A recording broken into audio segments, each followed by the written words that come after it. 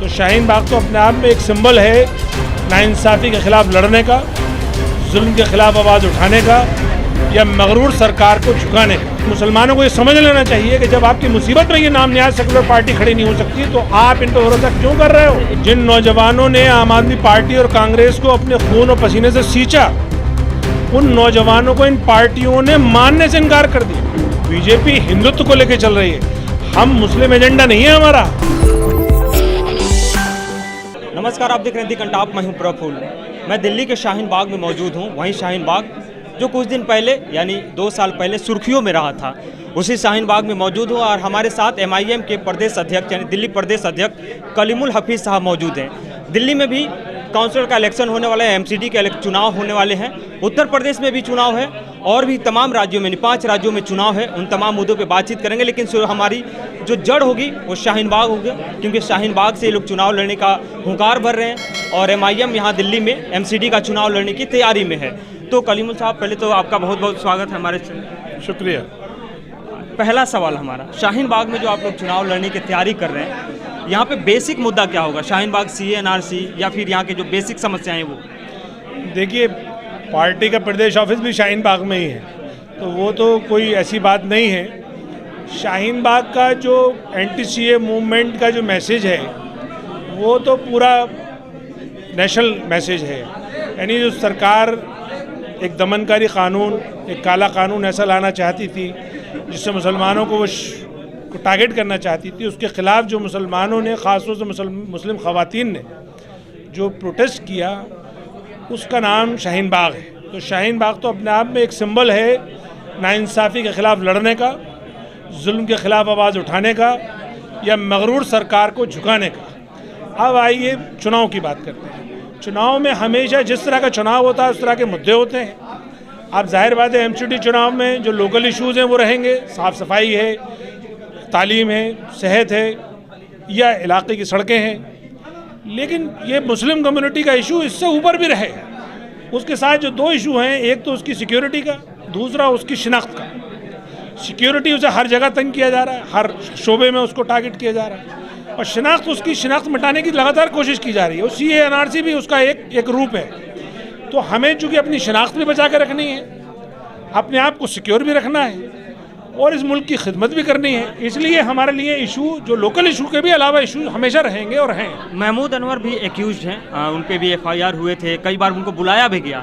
तो CA NRC में काफ़ी सक्रिय भूमिका भी निभाते हैं, बाकी और भी लोग भी जेलों में हैं, लेकिन सिर्फ MIM के मंचों से इनका नाम तो लिया जाता है, लेकिन ग्राउंड पे कभी जैसे किस तरह एक प्रोटेस्ट टाइप पे होना चाहिए वो कभी दिखा नहीं है। अरे साहब, इससे उल्टा होता है।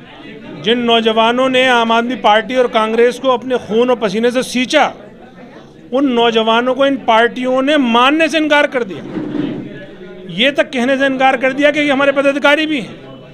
एक्यूज़ को अपनाना तो बड़ी बात। दूसरी तरफ आ जाइए मजलिस के जो नेशनल कौमी सदर हैं बैरिस्टर असदुद्दीन ओवैसी साहब, उन्होंने CA कानून को सदन में भी पढ़ा, डिबेट में भी वो जवाब देते हैं, रैलियों में भी बोलते हैं, आज भी बोल रहे हैं और हमेशा से बोल रहे हैं कि इस तरह का ज़ालिमाना कानून रद्द होना चाहिए। तो आखिर वो उस कानून को रद्द करने के लिए जो नौजवान लड़ रहा था और लड़ते लड़ते इस जालिम दिल्ली पुलिस का शिकार हो गया और उसने झूठे उनको फ्रेम में केस में फंसा दिया, तो आखिर उनके साथ हम कैसे नहीं खड़े होंगे।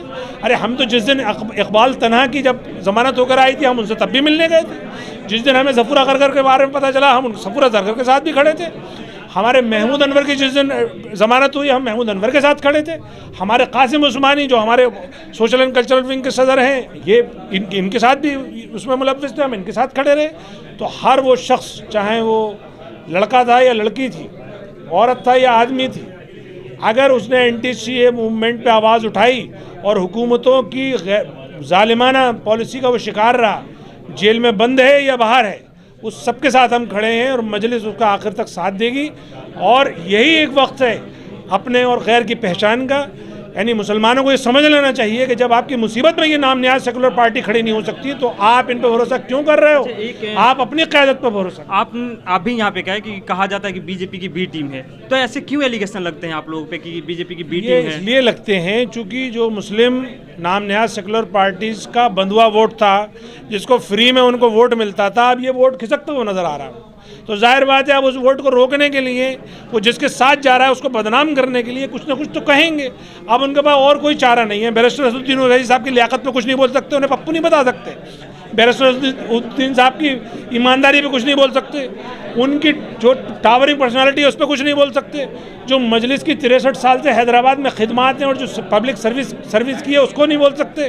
तो सिर्फ एक ही बचता है उनके पास कि बीजेपी की बी टीम। अरे भाई, बीजेपी की बी टीम कहाँ से है? क्या मजलिस नहीं लड़ रही थी दिल्ली में चुनाव? तब भी तो 3 बार से एमसीडी में लगातार बीजेपी जीत रही है। 7 लोकसभा बीजेपी के पास। नहीं लगता है आप लोगों को जैसे बीजेपी अपने हिंदुत्व को लेकर चल रही है, आप लोग भी मुस्लिम एजेंडे को लेकर बढ़ते हैं, तो कहीं ये रीजन तो नहीं हो सकता? नहीं, देखिए, बीजेपी हिंदुत्व को लेकर चल रही है। हम मुस्लिम एजेंडा नहीं है हमारा एजेंडा है कि ये जो अक़लियत, ये जो मार्जिनलाइज सेक्शन है, ख़ास तौर से मुस्लिम और दलित जो वंचित समाज है, उसको कैसे उसका हक दिलाया जाए, उसको कैसे आकर उसके साथ जो नाइंसाफ़ी हो रही है उसको रोका जाए। ये एजेंडा है हमारा हिंदुत्व वाला एजेंडा नहीं है मुस्लिम वाला। हमारा एजेंडा है कि इस मार्जिनलाइज कौम को नीचे से उठा के उनके बराबर लाया जाए, या मुल्क की जो मुख्य धारा है, मेन स्ट्रीम है, उसमें लाया जाए। बीजेपी जैसे बिहार में आप लोग चुनाव लड़ते हैं तो वहाँ पे जनता का समर्थन मिलता है, 5 विधायक भी जीतते हैं।